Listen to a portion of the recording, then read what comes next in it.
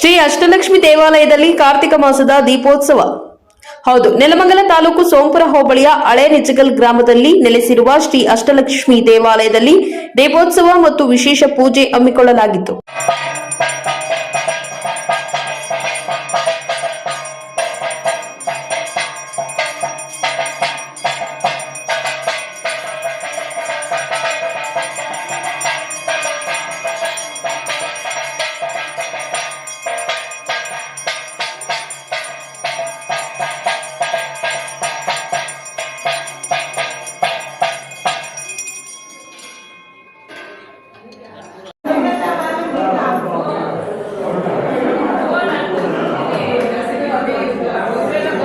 ಬಿಬಿ ಪ್ರಕಾಶ್ ಮಾತನಾಡಿ, ಕಾರ್ತಿಕ ದೀಪೋತ್ಸವ ಎಂದರೆ ಭಕ್ತಿಯಿಂದ ಹಣತೆ ಹಚ್ಚುವ ಕಾರ್ಯಕ್ರಮ ಇದಾಗಿದ್ದು, ನಮ್ಮ ಪೂರ್ವಜರು ಉಳುಮೆ ಮಾಡುವಾಗ ಅಷ್ಟಲಕ್ಷ್ಮಿ ವಿಗ್ರಹದ ದೊರಕಿತ್ತು.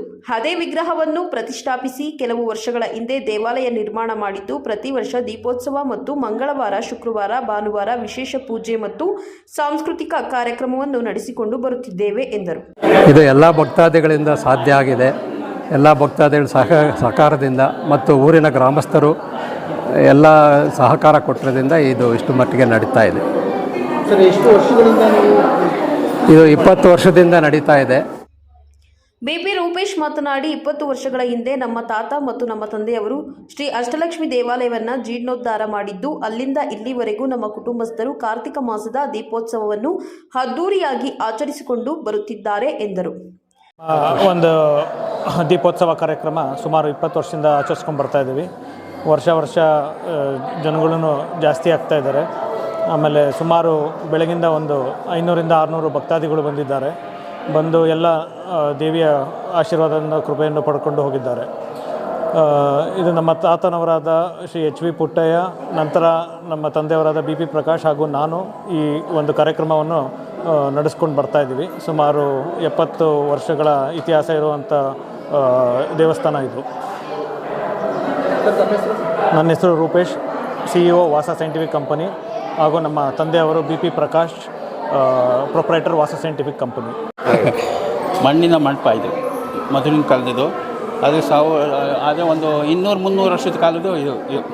2006ರಲ್ಲಿ ಪುಟ್ಟಪ್ಪ ಅವರ ಮಗ BP ಪ್ರಕಾಶನವರು ದೇವಸ್ಥಾನ ಜೀರ್ಣೋದ್ಧಾರ ಮಾಡಿದ್ರು. ಅವಾಗಿಂದ ಕಾರ್ತಿಕ ಮಾಸದ ಪ್ರತಿ ವರ್ಷ ದೀಪೋತ್ಸವವನ್ನು ಮಾಡಿ, ಅಭಿಷೇಕ ಮಾಡಿ, ದೀಪೋತ್ಸವ ಮಾಡಿ ಜನಗಳಿಗೆ ಅನ್ನ ಸಂತರ್ಪಣೆ ಮಾಡಿ ಹೋಗ್ತಾಯಿದೆ.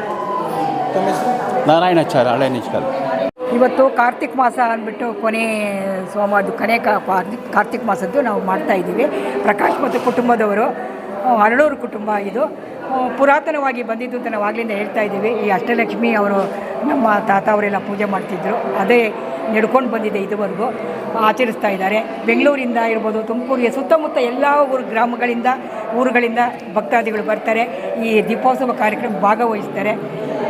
ಏಕೆಂದರೆ ನಾನು ಆಗಲೇ ಹೇಳಿದೆ, ಇದು ಜ್ಞಾನದ ಬಲದಿಂದ ಅಜ್ಞಾನದ ಕೇಡು ನೋಡಯ್ಯ, ಜ್ಯೋತಿಯ ಬಲದಿಂದ ತಮ್ಮಂದದ ಕೇಡು ನೋಡಯ್ಯ ಅಂತ. ನಾವು ನಮ್ಮ ಅರಿವೇ ಜ್ಞಾನ.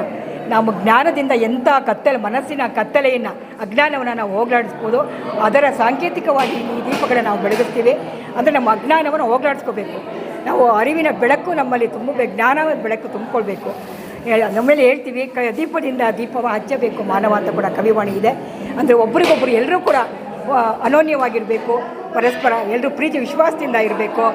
ಒಬ್ಬೊಂದು ಕತ್ತಲಲ್ಲಿರೋವರಿಗೆ ಒಂದು ದಾರಿದೀಪವಾಗಿರಬೇಕು. ಅದು ಅಷ್ಟೇ, ಇದರ ಆಚರಣೆ ಅಷ್ಟೇ ಅಂತ ಅನಿಸುತ್ತೆ. ಬೆಳಕನ್ನು ನೀಡಬೇಕು, ನಮ್ಮ ಮನಸ್ಸಿಗೂ ನಾವು ಬೆಳಕನ್ನು ನೀಡಬೇಕು, ಬೇರೆಯವ್ರಿಗೂ ನಾವು ಒಂದು ಬೆಳಕಿನ ದಾರಿದೀಪ ಆಗಬೇಕು, ನಾವು ಸಹಾಯ ಮಾಡಬೇಕು. ಶಿವಲಿಂಗಮ್ಮ.